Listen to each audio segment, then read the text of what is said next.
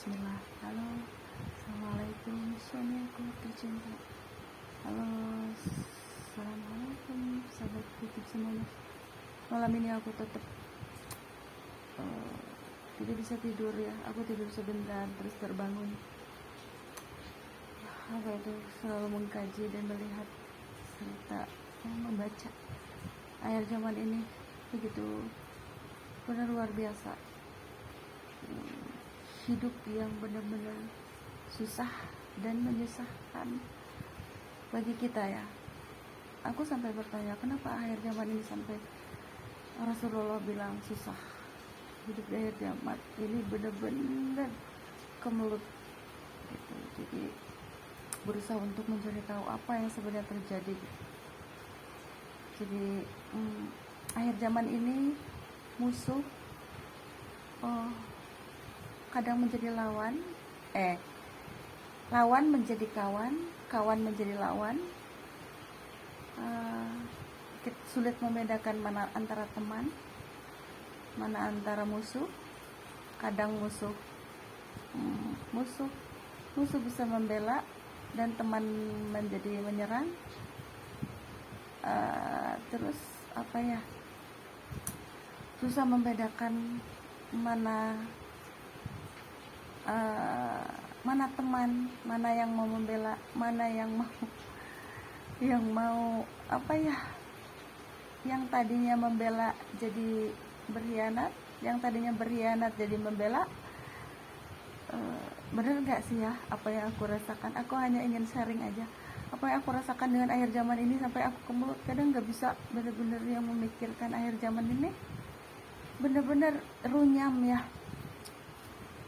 Sampai Rasulullah bilang akhir zaman ini benar-benar luar biasa, saking susahnya, peliknya keadaan gitu ya.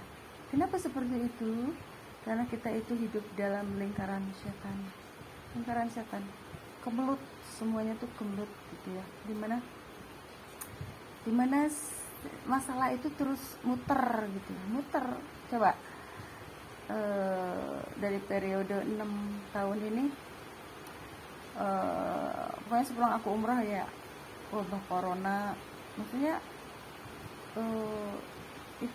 kalau kita bisa mengkaji ya, apa yang terjadi. Kalau orang-orang awam mungkin akan berpikir biasa-biasa aja, dunia ini masih lama, hidup kita ini masih beberapa ribu tahun lagi. Tetapi kalau orang-orang yang berpikir ya, orang-orang yang berpikir, bukan berarti aku bilang tidak berpikir ya, maksudnya orang-orang tertentu seperti kalangan ulama gitu, pasti membaca situasi apa yang sebenarnya terjadi. Seperti malam ini aku mendengar suara hujan, di luar hujan. Tadinya aku berpikir seperti biasa, aku tuh minta hujan berkah, hujan-hujan berkah gitu yang berasal dari doa, maksudnya gitu lah, doa kebaikan ya.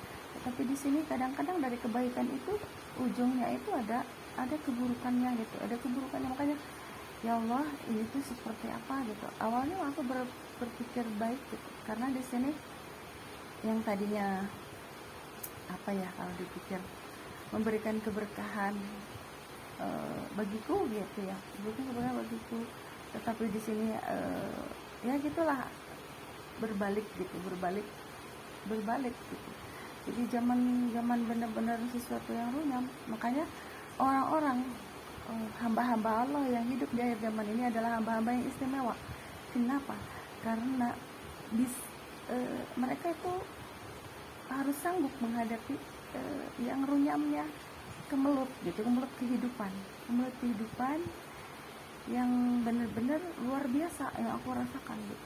Seperti kalau roda berputar ya, berputar baik gitu ya, roda berputar menjadi maju dalam berkembang untuk kebaikan gitu. Tapi kalau ini mah berkembangnya tuh roda berputar itu seperti kemelut gitu. Jadi masalah satu, ada lagi masalahnya tuh jadi kayak nyambung gitu. Ya udah ya, seperti periode ternyata kita itu akan menyongsong periode di mana kemungkaran dan kebaikan itu akan datang. Di sini berarti apa ya, kita itu akan apa ya, kalau kita mah dimana ada datangnya si Dajjal, maka akan datang pula pahlawan kebaikan gitu. Pahlawan kebaikan, aku bilang pahlawan kebaikan bagi seluruh manusia. Nah sekarang pada adanya wabah corona sudah terlewati, sekarang musim kemarau yang datang melanda, panas kemarau. Sebenarnya hujan ini hanya sesekali ya, di tengah-tengah ada hujan, di tengah-tengah kemarau. Tapi pada intinya itu kita sedang melewati masa kemarau panjang ya, kemarau panjang ya. Dan kita itu intinya kemarau panjang tapi ada hujan di tengah-tengah kemarau. Jadi di sini tuh kita itu apa ya, kalau dibilang apa yang aku tuh sebenarnya aku tuh pengen diskusi ya semuanya itu apa sih yang sebenarnya terjadi tuh pada kita gitu. Di sini hanya perkuat kalau sebagai seorang muslimah, perkuatlah iman dan takwa kita, terus banyak berbuat baik, beramal baik pada semuanya, pada sesama, maksudnya sesama makhluk Allah ya, sesama makhluk Allah yang berbeda agama, yang siapa yang kita temui ya, tidak pilih ya, siapapun yang kita temui.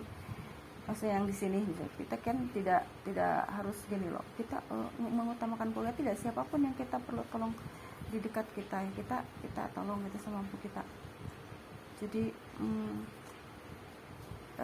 aku juga dimimpikan sebelum umrah itu ya sama guru besar, berarti ke kalangan ulama ya, jadi udah perbanyak itu aja, ngaji itu, karena aku itu lebih senang murotal ya. Ngaji sih aku juga ngaji, tapi tidak tiap saat ya. Kalau murotal aku hampir setiap menit, karena murotal itu bisa didengarkan ketika aku memasak, ketika aku melakukan aktivitas gitu. Jadi harus murotal itu membersihkan pendengaran kita. Kenapa ada murotal? Ketika seseorang itu sedang mendengarkan murotal, maka ada juga gibahan. Jadi itu di situ. Ketika ada kebaikan maka ada keburukan, dan gibahan itu adalah sifat-sifat setan ya. Sifat-sifat setan yang gimana ya? Kalau kita mau iblis, setan itu ditempatkan di lidah. Jadi banyaknya pahala yang sia-sia itu karena gibahan itu kan melunturkan dosa ya. Melunturkan dosa atau menambah dosa? Aku bertanya, gibahan itu menambah dosa atau mengurangi dosa gitu ya. Jadi di situ tuh iblis itu pada duduk di lidah gitu, duduk di lidah. Kan banyak, kalau nggak salah ya, kalau menurut ceramah-ceramah guru besar, banyak yang mengaji tetapi ya gitu katanya, kok ngajinya mengaji Quran, kok katanya bohong, kalau kata Allah ditanya kok bohong, katanya kenapa sampai bohong, karena pahalanya itu nggak ada gitu, karena dia banyak bergibah gitu. Jadi orang yang digibah itu diberi